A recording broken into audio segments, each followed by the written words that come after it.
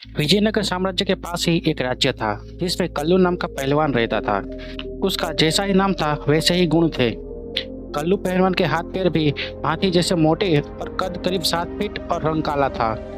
अच्छे अच्छे पहलवान भी कल्लू के नाम से थर थर कांपते थे, क्योंकि कल्लू की एक ही पछाड़ अच्छे अच्छे पहलवानों की पसलियां तोड़ देती थी। जिस राज्य में कल्लू रहता था उसमें कोई भी ऐसा पहलवान नहीं था जो कल्लू से मल्लयुद्ध कर सके। धीरे धीरे कल्लू को अपनी शक्ति का अत्यधिक अभिमान हो गया था। कल्लू ने विजयनगर साम्राज्य के बारे में सुन रखा था। वो चाहता था कि विजयनगर जाकर वो अपनी ताकत का लोहा मनवाए। कल्लू दम भरता हुआ विजयनगर में आया और वहाँ लोगों को मल्लयुद्ध के लिए चुनौती देने लगा। लेकिन किसी भी नागरिक में इतना साहस नहीं हुआ कि वह कल्लू से मल्लयुद्ध कर सके। कल्लू का साहस इतना बढ़ गया कि वह विजयनगर शहर के मुख्य गेट पर जाकर खड़ा हो गया और लोगों को चुनौती देने लगा। धीरे धीरे ये बात विजयनगर साम्राज्य के राजा कृष्णदेवराय तक पहुंची। राजा कृष्णदेवराय ने अपने मंत्रियों और सेनापतियों की सभा बुलाई और उनसे कहा कि हमारे राज्य में ऐसे पहलवान को ढूंढो जो कल्लू को मल्लयुद्ध में हरा सके। राजा ने मंत्रियों और सेनापतियों को एक दिन का समय दिया। दूसरे दिन जब राजा कृष्णदेवराय ने मंत्रियों और सभापतियों से पूछा, क्या हमारे राज्य में कोई ऐसा पहलवान है जो कल्लू को मल्लयुद्ध में हरा सके, किंतु राजा को कोई उत्तर नहीं मिला। ये देखकर राजा बहुत निराश हुए और उन्होंने कहा, अब हमारे पास दो ही रास्ते हैं, या तो हम कल्लू को उसके दुस्साहस के लिए दंड दें या कल्लू को भरी सभा में बुलाकर पुरस्कृत करें कि उसके समान दूसरा पहलवान विजयनगर साम्राज्य में नहीं है।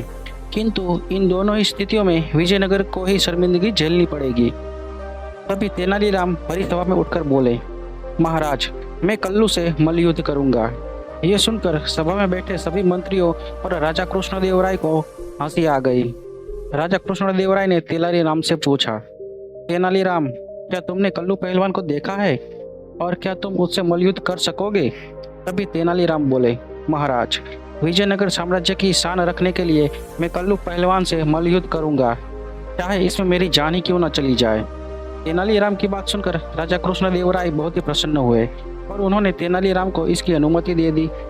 दूसरे ही दिन शहर में ढिंढोरा पिटवा दिया गया कि कल्लू पहलवान से तेनालीराम मल्लयुद्ध करेंगे।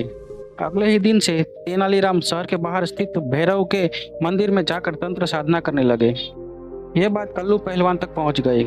कल्लू पहलवान ने सोचा कि मैं भी चलकर देखता हूँ कि तेनालीराम भैरव मंदिर में किस तरह की मंत्र साधना कर रहा है।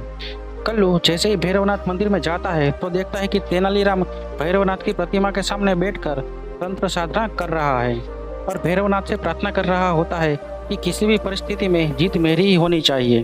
तभी भैरव की प्रतिमा से आवाज आती है, तेनालीराम, तुम परेशान नहीं होना, मेरी कृपा से तुम इतने शक्तिशाली बन चुके हो कि तुम जिस किसी से भी लड़ाई करोगे तुम्हारी एक ही पटकीनी में उसके प्राण निकल जाएंगे।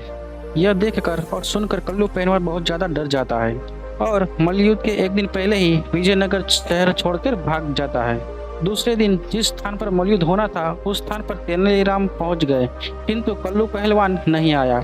बहुत देर इंतजार करने के बाद भी कल्लू पहलवान के न आने पर तेनालीराम को विजेता घोषित कर दिया गया।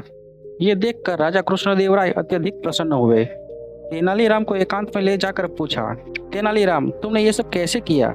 तेनालीराम मंद मंद मुस्कुराए और बोले, महाराज, मैंने तंत्र साधना की झूठी खबर कल्लू पहलवान तक पहुंचा दी और जिस दिन वह मंदिर में आया उस दिन भैरवनाथ की मूर्ति के पीछे मैंने अपने एक आदमी को बैठा दिया और मैं उसी से वार्तालाप कर रहा था, जिसे सुनकर कल्लू पहलवान को लगा कि मैं सचमुच भैरवनाथ से बात कर रहा हूँ और उनकी कृपा से मुझ में असीम शक्ति आ गई है और इसी बात से डर गया और शहर छोड़कर भाग गया।